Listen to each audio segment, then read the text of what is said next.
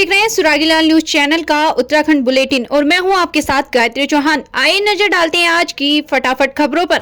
प्रदेश के अस्पतालों में आग की घटनाओं को रोकने के लिए स्वास्थ्य विभाग जारी करेगा एसओपी। सड़क किनारे खड़े वाहनों का पुलिस करेगी चालान। वन वे ट्रैफिक व्यवस्था पर भी हुई चर्चा। गुरु नानक बालिका कन्या इंटर कॉलेज के शिक्षकों ने वेतन न मिलने पर डीएम व मुख्य शिक्षा अधिकारी को सौंपा ज्ञापन। बाबा श्याम जन्मोत्सव के उपलक्ष्य में निकाली गई भव्य निशान यात्रा। मौसम विज्ञान केंद्र देहरादून ने जताई 1 जून तक बारिश की संभावना।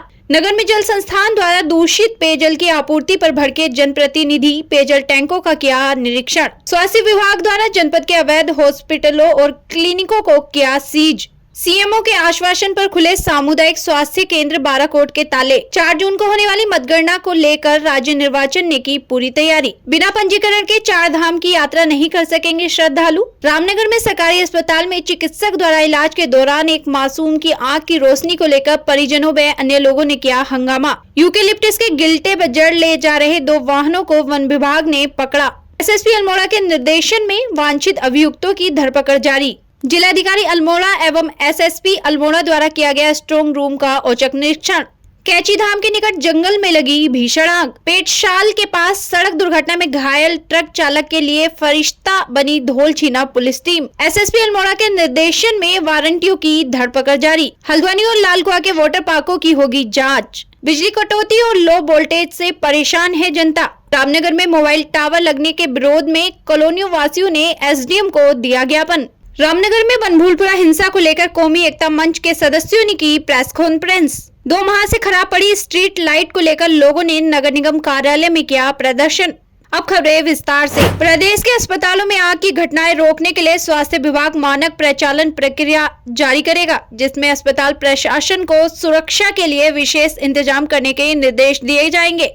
दिल्ली के बेबी केयर न्यू बॉर्न अस्पताल में आग लगने से नवजातों की मौत की घटना के बाद स्वास्थ्य विभाग सतर्क हो गया है। कुछ दिन पहले देहरादून के राजकीय कोरोनेशन अस्पताल के एक वार्ड में आग लगी थी। हालांकि उस समय वार्ड में कोई मरीज भर्ती नहीं था।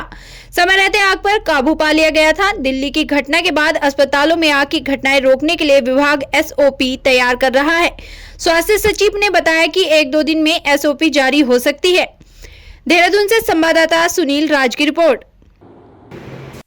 देखिए, ऐसे जो संभावनाएं हैं उनको रोकने के लिए स्वास्थ्य विभाग की ओर से अभी एसओपी जारी किए जा रहे हैं और अभी विदित हुआ है कि भारत सरकार से भी अभी ब्रॉड गाइडलाइंस इसके संबंध में आए हैं। तो इसके जो मुख्य बिंदु हैं वो ये हैं कि अभी सभी ऐसे एस्टैब्लिशमेंट्स जहाँ पे ऑक्सीजन सिलेंडर्स वगैरह स्टोर्ड हैं उनको एनओसी प्राप्त किया जाना होगा फायर डिपार्टमेंट से।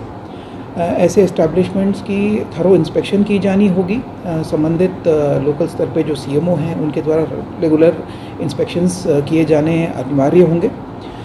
इस प्रकार की जितनी भी संस्थाएं हैं उनका इलेक्ट्रिकल लोड ऑडिट किया जाना ज़रूरी होगा और प्रॉपर फंक्शनल एक फायर फाइटिंग सिस्टम ऐसे संस्थान में इंस्टॉल किया जाना अनिवार्य होगा। इसके अलावा जब भी ऐसी कोई दुर्घटना घटित होती है तो एक एग्जिट स्ट्रैटेजी भी बनाना होगा प्लान में और ऐसे संस्थानों को स्मोक डिटेक्टर्स और फायर अलार्म सिस्टम्स इंस्टॉल करना अनिवार्य होगा। ये ब्रॉड बिंदु हैं। इसके अलावा डिटेल जो पॉइंट्स हैं वो एसओपी में हम लोग मेंशन कर रहे हैं। लोहाघाट नगर क्षेत्र की यातायात व्यवस्था के सुधार के लिए एसपी चंपावत अजय गणपति के निर्देश पर एसएचओ लोहाघाट अशोक कुमार के नेतृत्व में नगर के व्यापारियों, वाहन चालकों व ट्रांसपोर्टरों के बीच लोहाघाट थाने में बैठक आयोजित की गई।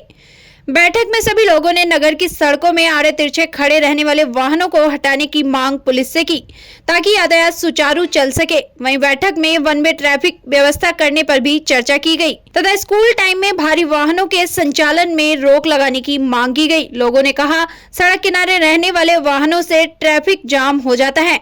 वहीं एसएचओ अशोक कुमार ने कहा, कल से ही नगर की सड़कों में खड़े रहने वाले वाहनों पर कार्रवाई शुरू कर दी जाएगी। लोहाघाट से संवाददाता लक्ष्मण वेस्ट की रिपोर्ट।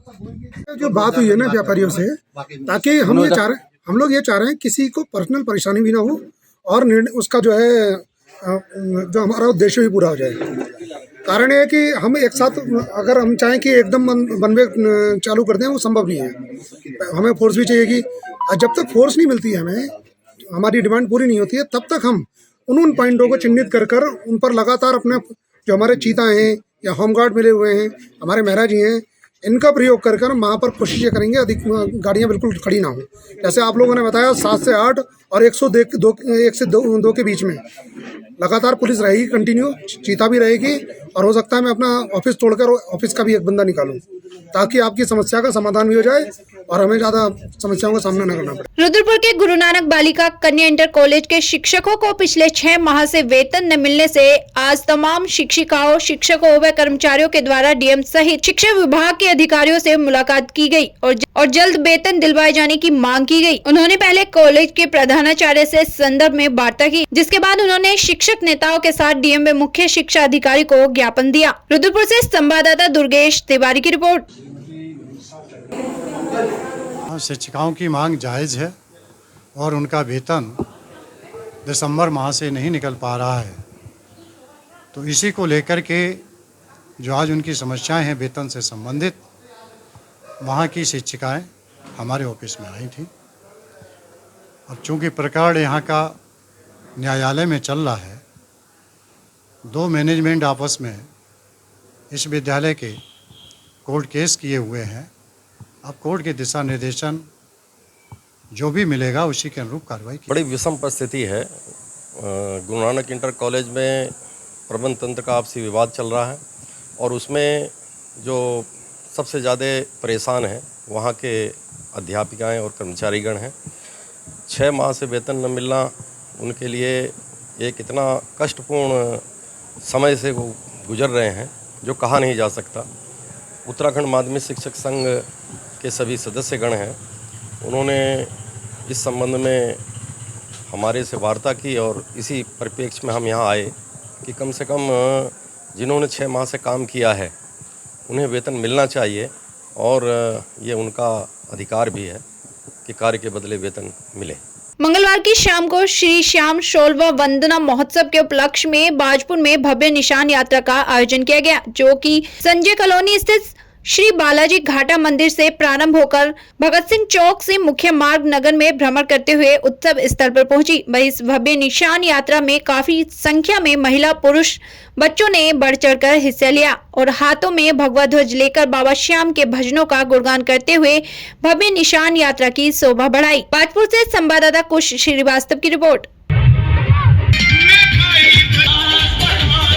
उत्तराखंड में भीषण गर्मी से लोगों को राहत मिलने की संभावना है। दरअसल मौसम विज्ञान केंद्र देहरादून के निदेशक डॉक्टर विक्रम सिंह ने प्रदेश के मौसम में बदलाव की संभावनाएं जताई हैं। उन्होंने बताया कि 1 जून तक मौसम में बदलाव की संभावना है। इसके तहत प्रदेश के कुमाऊं और गढ़वाल मंडल के अधिकांश जनपदों में बारिश की उम्मीद है। देहरादून से संवाददाता सुनील राज की रिपोर्ट। वेदर एक्टिविटी की बात करें तो रेन थंडरस्टॉर्म एक्टिविटी अंदर के डिस्ट्रिक्ट में आज भी रहेगी और कुमाऊं के जो हिल्स की बात करें तो वहाँ पे हिल्स में ही मैं कहूँगा कि जो है थंडरस्टॉर्म एक्टिविटी कुछ जगहों तक में मिलेगी, विशेषकर अंदर के डिस्ट्रिक्ट्स में। कल भी स्थिति ऐसे ही है। परसों से आप देखें तो जो एक्टिविटी बढ़ने वाली है। आप ये कह सकते हैं कि जो कुमाऊं रीजन है उसमें अनेक जगहों तक में रेन थंडरस्टॉर्म एक्टिविटी मिलेगी हिल्स में, और जो गढ़वाल रीजन है उसमें भी कुछ जगहों तक में ये रेन थंडरस्टॉर्म एक्टिविटी मिलने वाली है। प्लेन्स में मैं कहूँगा कि एका दुका जगहों में प्लेन्स में भी रेन थंडरस्टॉर्म एक्टिविटी मिलनी चाहिए। तो आप देखेंगे टेम्परेचर भी कम हो जाएंगे और जो रेन का एक शुरुआत कह लीजिए कुछ जो है वो आपको मिलनी शुरू होगी। इसी तरह 31 में और 1 में भी रहने वाली एक्टिविटी। तो मैं कहूँगा कि 30 से आगे जो है काफ़ी राहत मिल जाएगी, टेम्परेचर में राहत मिलेगी और जो रेनफॉल एक्टिविटी वो थोड़ी बढ़ेगी। तो इस तरह की स्थिति है। लोहाघाट नगर में विगत कई दिनों से गंदा पानी लोगों के नलों में आ रहा है, जिस कारण जनता में जल संस्थान के खिलाफ काफी आक्रोश है। नगर की जनता द्वारा दूषित पेयजल का वीडियो भेजकर निवर्तमान पालिका अध्यक्ष गोविंद वर्मा के संज्ञान में लाया गया। समस्या का संज्ञान लेते हुए निवर्तमान पालिका अध्यक्ष गोविंद वर्मा ने बुधवार को लोहाघाट नगर पालिका के समस्त निवर्तमान सभासदों के साथ मिलकर चौड़ी लिफ्ट योजना के मुख्य टैंक, जहाँ से पानी नगर को लिफ्ट होता है, नगर के तीनों टैंकों का निरीक्षण किया। उन्होंने बताया टैंकों के निरीक्षण में पाया गया मुख्य तीनों टैंकों के साथ साथ जहां से पानी लिफ्ट होता है वहां काफी गंदगी के ढेर पाए गए। गंदगी के साथ साथ पानी में मेंढक और कीड़े तैरते हुए पाए गए। वह जल संस्थान के द्वारा न तो टैंकों की सफाई की जा रही है और न ही दवा का छिड़काव किया जाता है। लोहाघाट से संवाददाता लक्ष्मण बिस्ट की रिपोर्ट। वर्तमान अध्यक्ष श्री गोविंद वर्मा जी के साथ और हमारे सातों वार्डों के सभासद चौड़ी पंप हाउस में गए, लेकिन यहाँ की जो हमने अव्यवस्था देखी वो बहुत ही दयनीय दशा है। न यहाँ पर दवाइयों का कोई प्रयोग किया गया है, जगह जगह कीड़े मकोड़े तैर रहे हैं, गाद भरी हुई है और पूरा जो ये अभी नगर में पेयजल की आपूर्ति हो रही है बहुत ही दूषित पेयजल है और यहाँ तमाम तरह के रोग फैल चुके हैं, जैसे पीलिया है, टाइफाइड है और लोग परेशान हैं। और उसके बाद भी ये दूषित जल भी हमको महीने में 10 दिन दे रहे हैं और पूरे महीने भर का हमसे बिल वसूल कर रहे हैं। और हमारा विभाग से भी, प्रशासन से भी मांग है कि इसका उचित समाधान तुरंत किया जाए, नहीं तो हम आचार संहिता हटने के बाद अध्यक्ष जी के साथ मिलकर और ये धरना प्रदर्शन करेंगे और इसकी पूरी जिम्मेदारी प्रशासन की होगी। धन्यवाद। निवर्तमान अध्यक्ष हमारे गोविंदा की अध्यक्षता में हम सारे नगर के जितने भी सप्लाई वाले टैंक हैं सभी जगह निरीक्षण किया गया और साथ ही चौड़ी वाले में भी आए जो मेन है। लेकिन यहाँ की स्थिति देख के हमें बड़ा दुर्भाग्य हुआ कि हमारे नगर को इस तरह का जल वितरित किया जा रहा है, जल संस्थान द्वारा। ना इसमें कोई दवाइयों का छिड़काव, ना कोई और उपकरणों का प्रयोग करके जो टेस्टिंग वगैरह करके ना भेजा जा रहा है। और पानी बहुत दूषित है, टैंकों में मोटे मोटे मिट्टी के ढेर बने हुए हैं, बहुत गंदगी है। मुझे तो लग रहा है आप अगर कोई देखे तो मुझे लग रहा है ये बाथरूम में भी यूज़ करने लायक पानी नहीं है, जिसे हम नहाने पीने योग्य समझ रहे हैं घर देख के।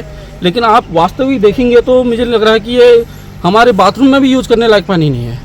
तो बहुत ही दुर्दशा है हमारे नगर की पानी की समस्या को लेकर। और सभी से मेरा अनुरोध रहेगा हमारी जनता लोहाघाट की कि इसके लिए हमने एक बहुत बड़ा कदम उठाना पड़ेगा।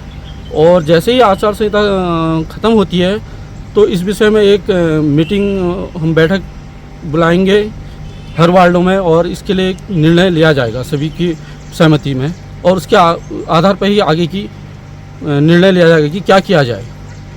धन्यवाद। यार जो है काफ़ी गंदा पानी मिल रहा है लोगों को, इससे लोगों में काफ़ी बीमारियां फैल रही हैं, जिससे जो है जल संस्थान को इसके बारे में सोचना चाहिए। अगर जल संस्थान इसके बारे में नहीं सोचता है तो हम जल्दी ही एक आंदोलन करेंगे जिसकी जिम्मेदारी पूरी शासन प्रशासन की। स्वास्थ्य विभाग द्वारा जनपद के अवैध लैब क्लिनिकों के खिलाफ लगातार कार्रवाई की जा रही है। इसी क्रम में स्वास्थ्य विभाग उधम सिंह नगर द्वारा नैदानिक स्थापन अधिनियम 2010 एवं उत्तराखंड नैदानिक स्थापन नियमावली 2015 के अंतर्गत औचक निरीक्षण कर 32 अवैध क्लिनिकों, हॉस्पिटलों, झोला छाप चिकित्सकों आदि के खिलाफ कार्यवाही करते हुए 7.60 लाख जुर्माना वसूला गया। साथ ही कुछ हॉस्पिटल क्लिनिकों को भी सीज किया गया। रुद्रपुर से संवाददाता दुर्गेश तिवारी की रिपोर्ट।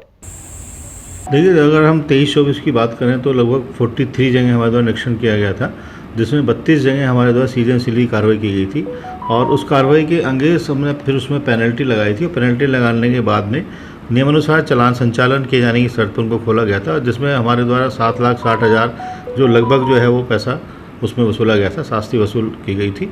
और लगातार हमें द्वारा इसमें प्रयास किया जा रहा है। जहाँ तक आप पंजीकृत की बात करें तो हमारे यहाँ पे टोटल 706 जो सेंटर हैं वो पंजीकृत हैं, जिसमें 202 जो हैं वो स्थायी और 504 जो है वो अस्थायी पंजीकरण है यहाँ पर। तो जो भी पंजीकृत नहीं होते हैं तो उसके खिलाफ या नियम के विरुद्ध अगर उनके द्वारा कोई प्रैक्टिस की जाती है तो उस पर फिर हमारे द्वारा कार्रवाई की जाती है। चंपावत जिले के सामुदायिक स्वास्थ्य केंद्र बाराकोट की बदहाल स्वास्थ्य व्यवस्था व स्टाफ के ढीले रवैये से आक्रोशित बाराकोट के जनप्रतिनिधियों ने बुधवार को ज्येष्ठ ब्लॉक प्रमुख नंदा बल्लभ बगोली के नेतृत्व में अस्पताल में ताले जड़ दिए थे। तालाबंदी की सूचना मिलने पर प्रशासन व स्वास्थ्य विभाग के हाथ पांव फूल गए। आनंद फानन में चंपावत से सीएमओ डॉक्टर के अग्रवाल व बाराकोट के नायब तहसीलदार तथा पुलिस मौके पर पहुंचे। सीएमओ के आश्वासन के साथ स्वास्थ्य सुविधाओं में सुधार करने का आश्वासन देते हुए बाराकोट ब्लॉक प्रमुख विनीता फर्तियाल की मौजूदगी में अस्पताल का ताला खोला गया। तब जाकर अधिकारियों ने राहत की सांस ली। लोहाघाट से संवाददाता लक्ष्मण बिस्ट की रिपोर्ट। बाराकोट हॉस्पिटल से मरीज के एक समस्या ज्येष्ठ प्रमुख द्वारा उठाई गई थी कि मरीज 8 बजे लाया गया तो यहाँ पे कोई भी स्टाफ प्रेजेंट नहीं था। उससे नाराज होकर उन्होंने हॉस्पिटल की तालाबंदी कर दी थी। जब मेरे संज्ञान में आया तो मैं निरीक्षण करने के लिए स्वतः ही मैं बाराकोट PSC में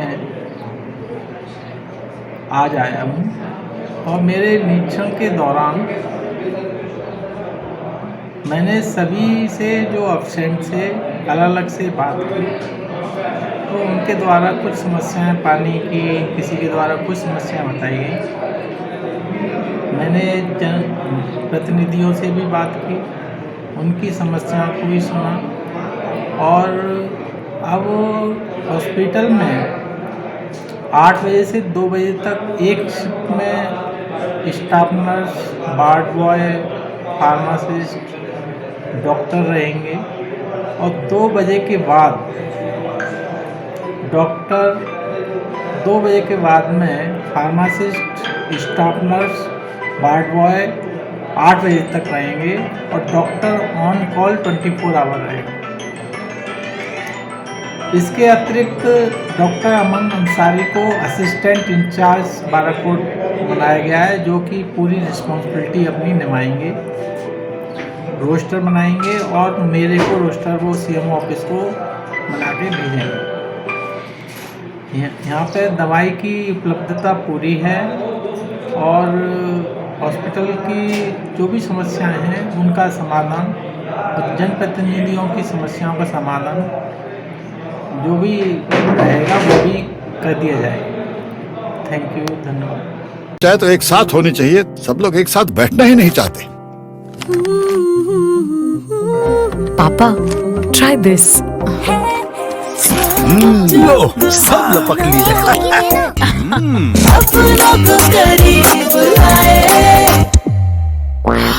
ये क्या हाल कर दिया है रूम का? बस कल से चाय मेरे रूम में।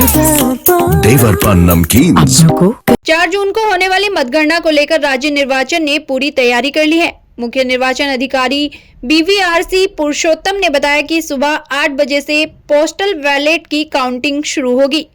सभी 5 सीटों पर 1 लाख लोगों ने पोस्ट बैलेट द्वारा अपने मत का प्रयोग किया है, जबकि 8:30 पर इलेक्ट्रॉनिक वोटिंग मशीन में कैद मतों की गणना की जाएगी।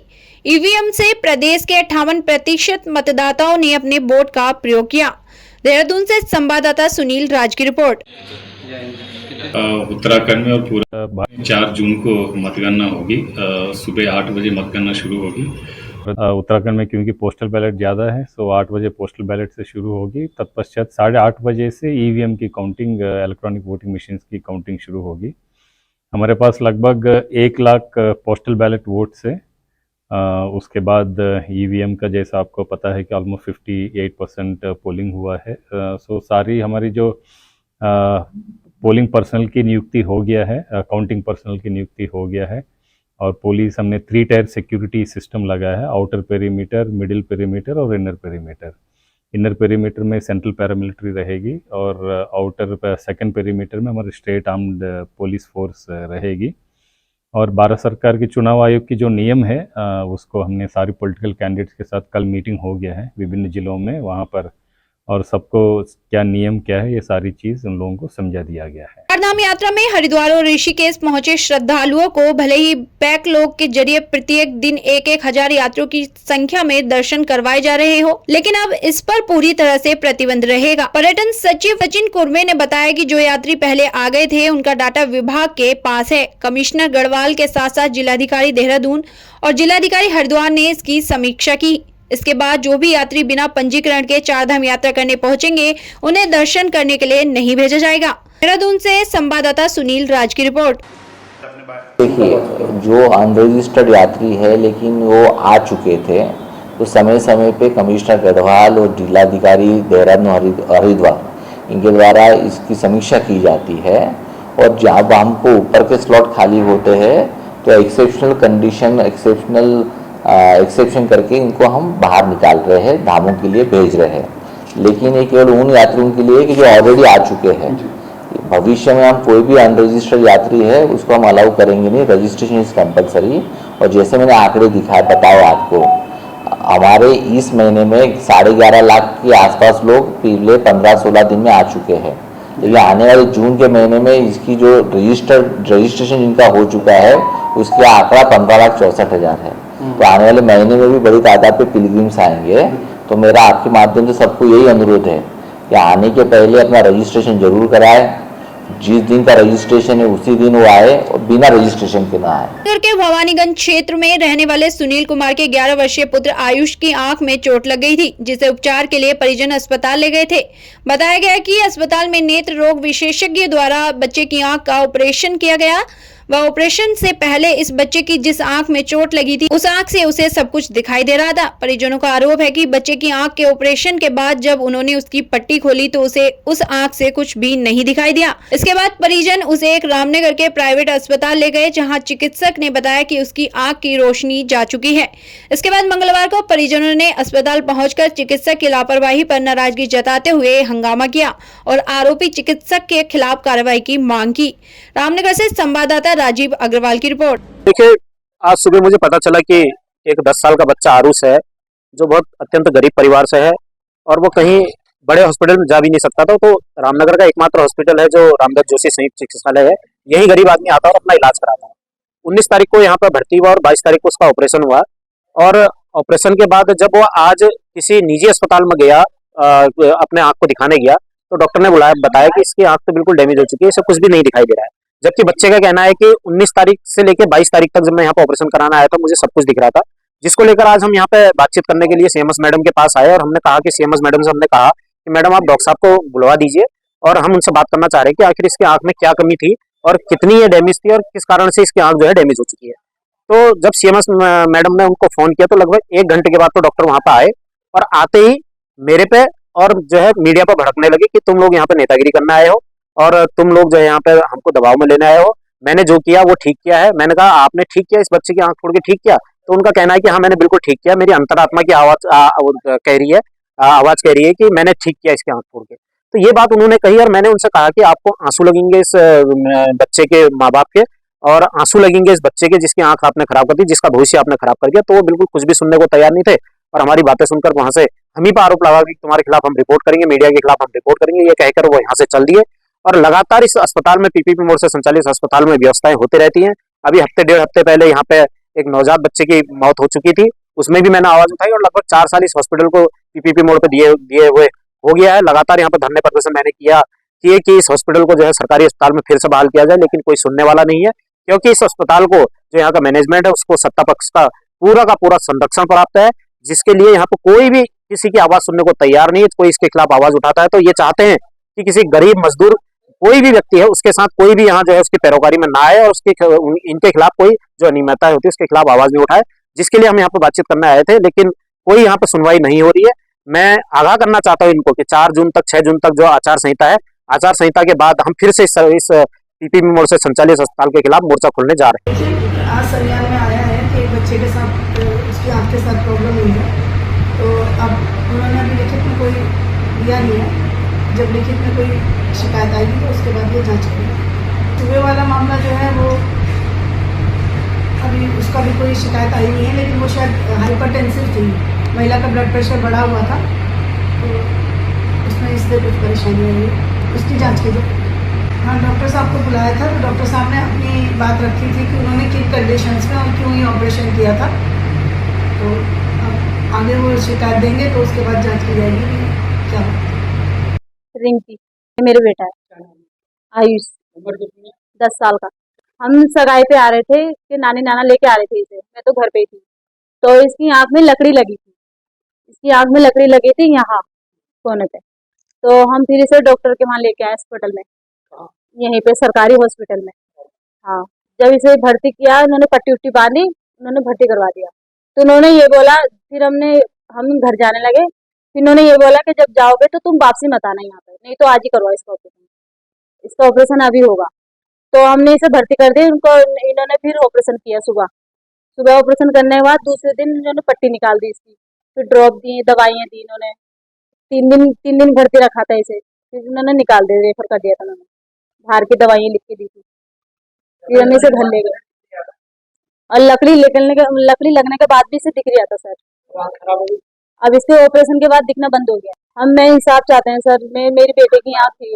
रामनगर वन प्रभाग की टीम ने आज सुबह रामनगर के शिवलालपुर चुंगी के पास यूकेलिप्टिस से भरा एक डंपर व जड़ों से भरी एक ट्रॉली को संदिग्ध पाए जाने पर पकड़कर पूछताछ की। वहीं इस विषय में जानकारी देते हुए रामनगर वन प्रभाग के डीएफओ दिगांत नायक ने बताया कि हमारी टीम द्वारा आज एक डंपर को, जिसमें यूकेलिप्टस के गिल्टे भरे हुए थे, ट्रैक्टर ट्राली जिसमें यूकेलिप्टस की जड़ें भरी हुई थी, दोनों को पकड़कर पूछताछ की गई तो उनके द्वारा कोई भी सही दस्तावेज प्रस्तुत नहीं किया गया है। रामनगर से संवाददाता राजीव अग्रवाल की रिपोर्ट। कोसी रेंज में आज एक ट्रैक्टर और एक डंपर पकड़ा गया था जो यूकेलिप्टस का जड़ और यूकेलिप्टस का लट्टे लेके जा रहे थे।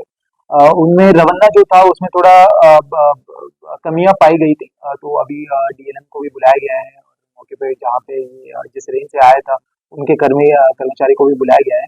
तो अभी जांच चल रही है, जैसे ही इसमें थोड़ा क्लैरिटी आता है उसके ऊपर कार्रवाई किया जाएगा। देवेंद्र पिंचा वरिष्ठ पुलिस अधीक्षक अल्मोड़ा द्वारा जनपद के समस्त थाना प्रभारियों को वांछित अभियुक्तों की गिरफ्तारी हेतु सख्त निर्देश दिए गए हैं। सीओ अल्मोड़ा रानीखेत विमल प्रसाद के पर्यवेक्षण व थानाध्यक्ष अवनीश कुमार के नेतृत्व में द्वाराहाट पुलिस टीम द्वारा राजस्व क्षेत्र तकुल्टी में पंजीकृत एफआईआर में धारा आईपीसी एक्ट से संबंधित वांछित अभियुक्त विवेक कुमार जोशी उर्फ बंसी उम्र 37 वर्ष जो कि काफी समय से फरार चल रहा था, पुलिस टीम द्वारा सुरागरसी पतारसी करते हुए दबिश देकर उसके घर से गिरफ्तार कर आवश्यक कार्रवाई की जा रही है। अल्मोड़ा से संवाददाता लक्ष्मण बिष्ट की रिपोर्ट। आज विनीत तोमर जिलाधिकारी अल्मोड़ा एवं देवेंद्र पिंचा एसएसपी अल्मोड़ा द्वारा लोकसभा सामान्य निर्वाचन 2024 के दृष्टिगत ईवीएम मशीनों की सुरक्षा हेतु आईटीआई चितई में बनाए गए स्ट्रॉन्ग रूम का औचक निरीक्षण कर सुरक्षा व्यवस्था का जायजा लिया गया। इस दौरान स्ट्रॉन्ग में निगरानी हेतु लगाए गए सीसीटीवी कैमरों व सुरक्षा व्यवस्था में लगी फोर्स को चेक किया गया। नैनीताल स्थित कैची धाम नीम करौली बाबा का मंदिर है जिसके समीप आग लगी है। कैची धाम के पास ही चीड़ के जंगल हैं। इसकी वजह से आग तेजी से फैल रही है, आग आबादी की ओर बढ़ रही है। ऐसे में कैची धाम पहुंच रहे भक्तों को सावधान किया गया है। होटल में रह रहे लोगों को भी सतर्क किया गया है। वहीं वन अधिकारी प्रेम ने बताया कि हरतरपा से लगे जंगल की पहाड़ी पर एक नाप भूमि में आग लग गई थी। आग लगने की सूचना पर टीम के साथ मौके पर पहुंचकर आग को जंगल में फैलने से पहले ही बुझा लिया गया। उन्होंने कहा कि जिस जगह आग लगी थी वह कैची मंदिर से दूर है। हल्द्वानी से संवाददाता दीपक अधिकारी की रिपोर्ट। रात्रि में डायल 112 से थाना धौल छीना को सूचना मिली कि पेटशाल दलवैंड के पास एक ट्रक दुर्घटनाग्रस्त होकर नदी में गिर गया है। सूचना पर थानाध्यक्ष सुशील कुमार के नेतृत्व में धौल छीना पुलिस टीम तत्काल घटनास्थल पर पहुंची तो ट्रक सड़क से लगभग 50 मीटर नीचे नदी में गिरकर पलट गया था, जिसका चालक भूपेंद्र उर्फ भूपाल सिंह मेहरा निवासी उडियारी बैंड बेरीनाग पिथौरागढ़ ट्रक के अंदर फंसा हुआ था, जो बेहोशी की अवस्था में पड़ा मिला, जिसे काफी चोटें आई थी। पुलिस टीम द्वारा त्वरित कार्रवाई करते हुए रेस्क्यू अभियान चलाकर ट्रक से निकाला गया। स्ट्रेचर की सहायता से घायल चालक को सड़क पर लाकर 108 वाहन की बेस चिकित्सालय अल्मोड़ा पहुंचाया, जिससे समय रहते उपचार मिलने से घायल की जान बच पाई।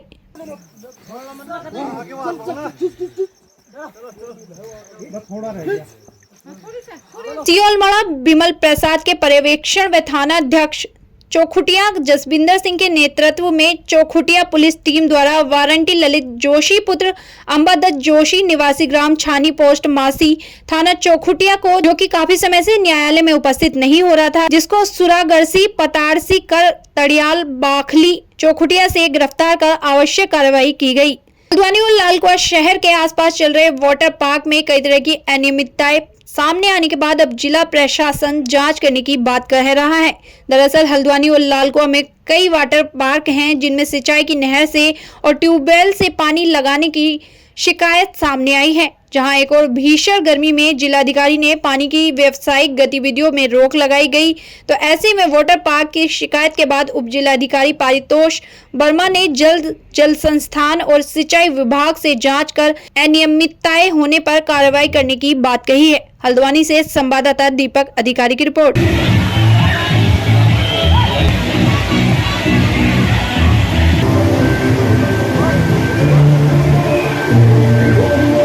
कि आपकी जानकारी के अनुसार ये बता दूं कि सुरक्षा की दृष्टि से पानी के मानकों को पूरा किया गया है और विशेष तौर पे पानी के लेवल को स्वच्छ रखा गया है और यहाँ पे जो भी गेस्ट हमारे आ रहे हैं उनके भी सुरक्षा के पुख्ता इंतजाम किए गए हैं।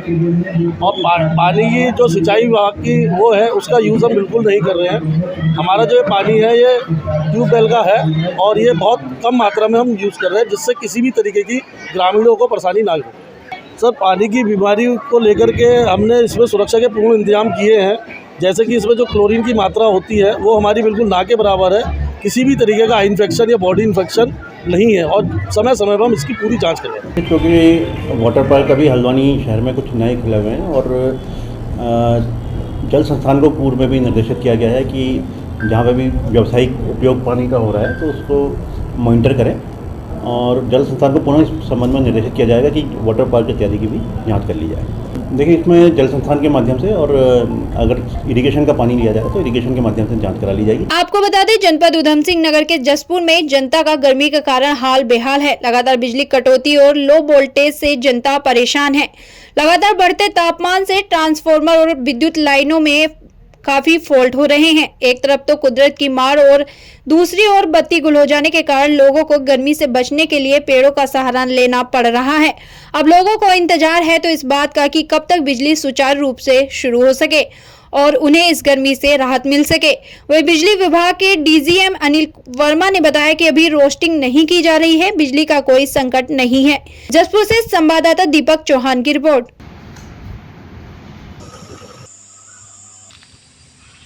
वाली ये काफ़ी समय से लाइट के ऐसी मसला चल रहा है।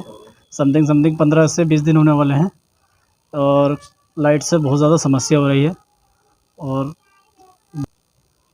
एक तो गर्मी बहुत ज़्यादा बढ़ चुकी है और लाइट की वजह से जनता परेशान है। और गर्मी का और लाइट का मसला ऐसा हो गया है कि बगैर लाइट के और बगैर पंखों के तो रुके जा ही ना रहा है घर में। और इतनी गर्मी की समस्या से आदमी को बीमारियों का सामना करना पड़ रहा है। बस यही मांगे कि विद्युत कटौती नहीं करे ज़्यादा।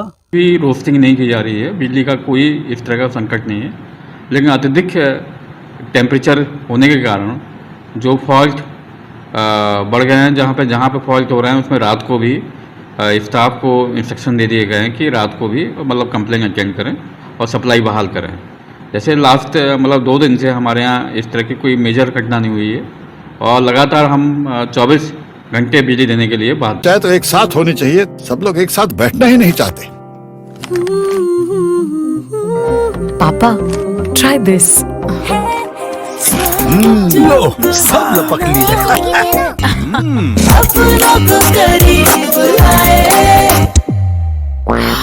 ये क्या हाल कर दिया है रूम का? बस कल से चाय मेरे रूम में।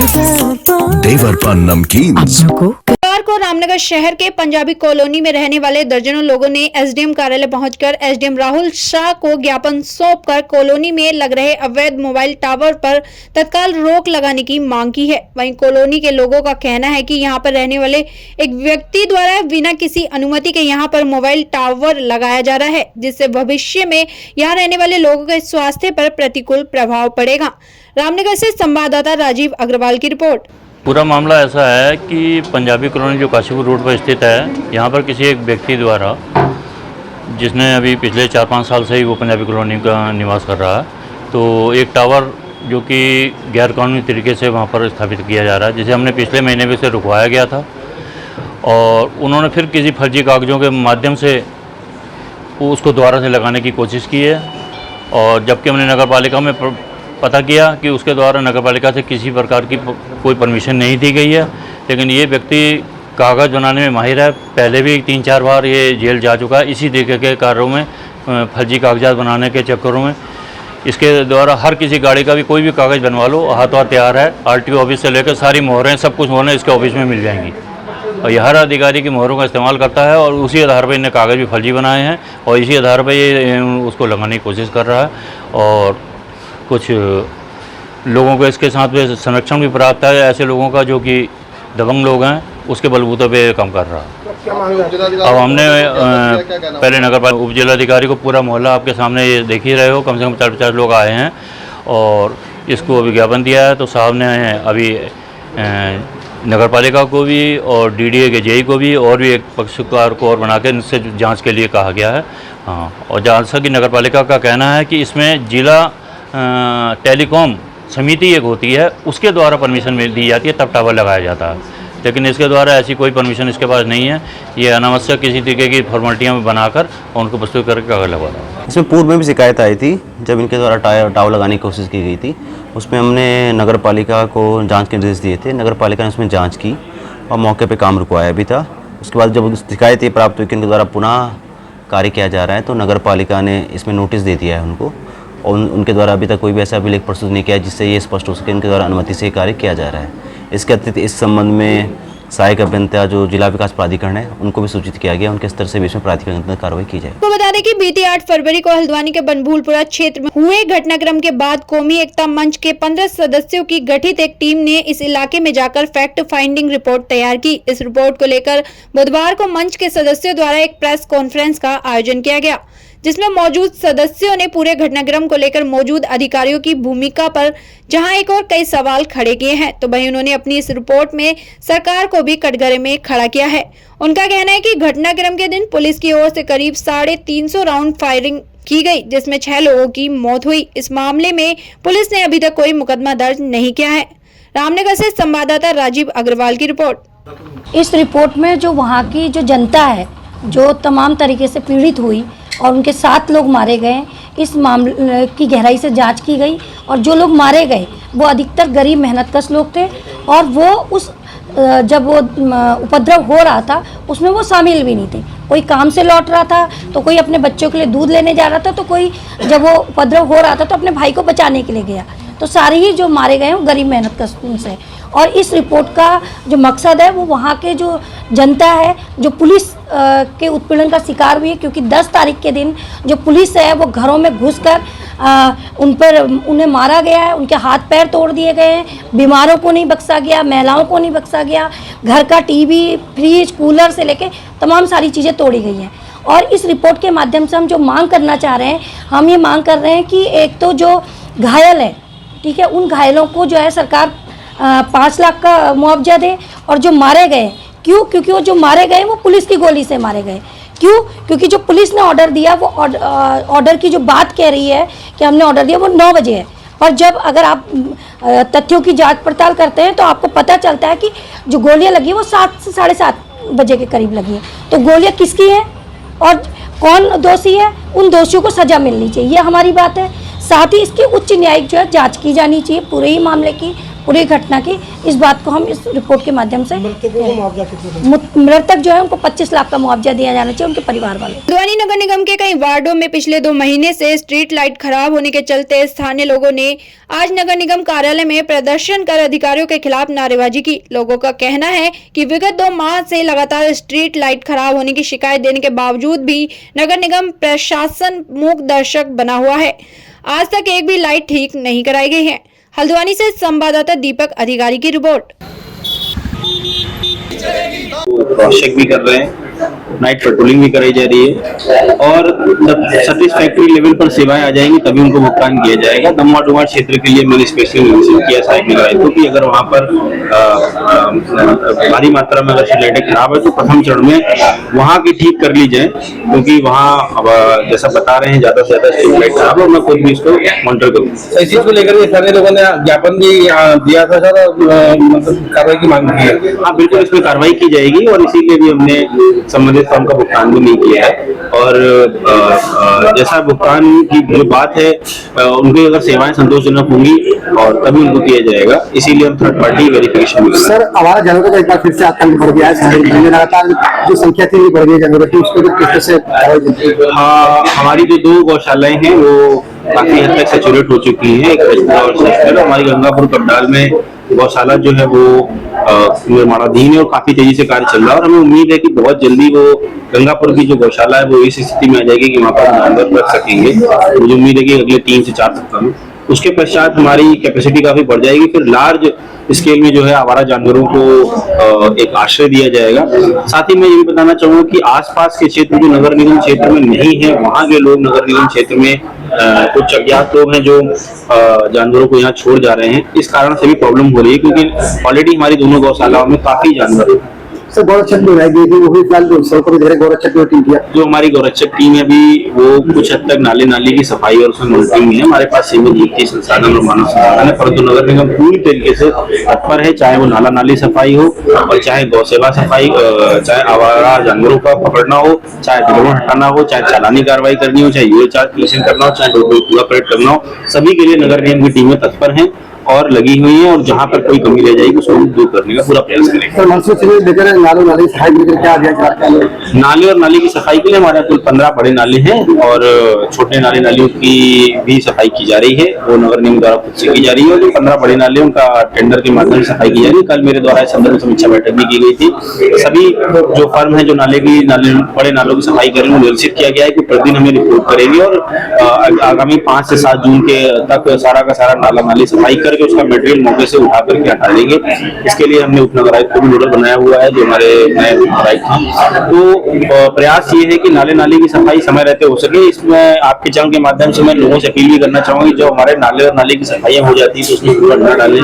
कहीं ना कहीं ये कूड़ा बाद में जल भराव का कारण बनता है और वह स्वयं ही उसके विक्टिम होते हैं। तो नगर निगम की गाड़ियों में को कूड़ा दें और नाले नाली में कूड़ा डालने का काम न करें। हमारे वार्ड क्षेत्र नंबर 37 में विगत 2 माह से स्ट्रीट लाइट की समस्या बनी हुई है और 2 महीने बीत जाने के बाद सारे अधिकारियों को सूचित करने के बाद भी आज तक इसका कोई समाधान नहीं हुआ।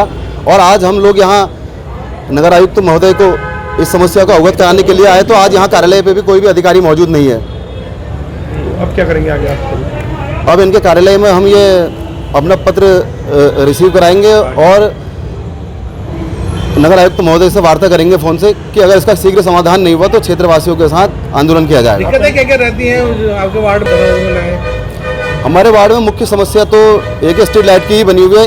इन पे किसी भी अधिकारी की मॉनिटरिंग नहीं है, कोई भी देखरेख और इसकी उचित व्यवस्था नहीं हो पाती है। घटना होने का भी डर रहता है इस वजह से। बिल्कुल बिल्कुल। और स्ट्रीट लाइटों का ऐसा प्रबंध किया गया है कि कहीं कहीं पर तो लाइट अगर सुबह से खुली है तो वो खुली ही रहती है, वो ऑफ नहीं हो पाती है कभी। आज के लिए इतना ही और अन्य खबरों के लिए जुड़े रहिए सुरागीलाल न्यूज चैनल के साथ। धन्यवाद।